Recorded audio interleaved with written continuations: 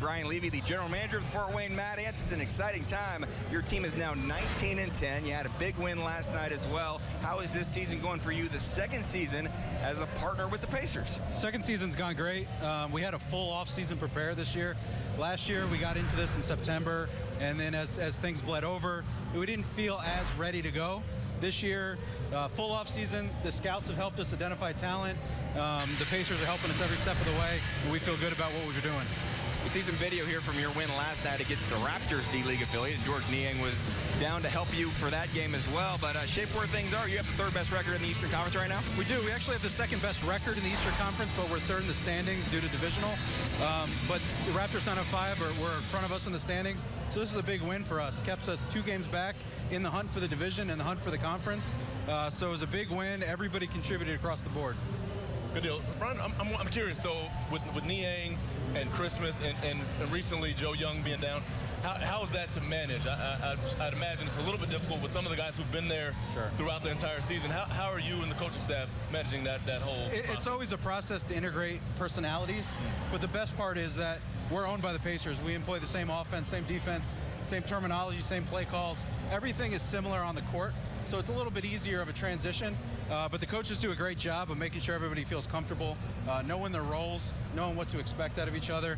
So Coach Gansey and all his assistants are doing great with that. And you have a guy like Glenn Robinson III last season. I looked and he went down for just 1 game. And so when he comes to Fort Wayne for 1 game, what are the instructions sometimes you get from the coaching staff? What do they want to see from it? A lot of times it's just about being in shape. So Glenn comes down for a game last year. It was just that he wasn't in the rotation at the time. They didn't want his legs to get, out of shape, get his conditioning up. Other guys come down for longer periods of time. It's to work on things in particular. But the conversations that I have with the front office and our coaches have with the coaches down in Indy tell us what we need to work on with that player. Good deal. So, again, when those guys come back, right, and you have the guys who are in place, for a guy like Alex Poitras, who's had a nice season, talk a little bit about his maturation and from the start of the season to where he is now. Sure. I mean, he went into Kentucky as one of the highest recruits in the country, a lot of expectations, had a good career, but maybe not what he expected after the injury. So it was about coming into the D-League, proving that he was, one, healthy, he was explosive, and then working on a few things like his jump shot. He's brought himself up to a 31% three-point shooter, which doesn't sound great, but where he was starting from, this is leaps and bounds. He's a great athlete. He's a great teammate. He's playing multiple positions defensively, so he's really starting to show what he can do.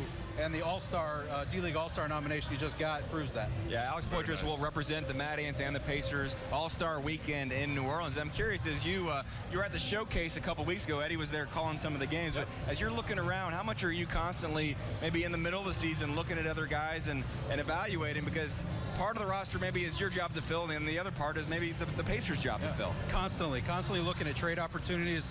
We just made a trade last week where we brought in Jared Utah from Iowa. So we're always looking to upgrade our own roster, but also find prospects that may help the Pacers one day. So we don't want to just get complacent with having a good record, and that's all we're looking to do, but we're looking to impact the Pacers lineup. Final thought. Fort Wayne is a basketball hotbed. I mean, I'm from northern Indiana. I understand how much they love basketball. How much have you seen maybe the enthusiasm grow since the partnership with the Pacers last season? Absolutely. It's the sponsorships have grown. The ticket sales are up. Everyone's excited about the possibility of seeing Pacer players. Larry Bird was at several games last year. So it's definitely something that's growing, and it's starting to get ingrained in the culture up there. Well, we appreciate having you on board, and have a good time tonight at the Fieldhouse. The Mad Ants will be honored during tonight's game.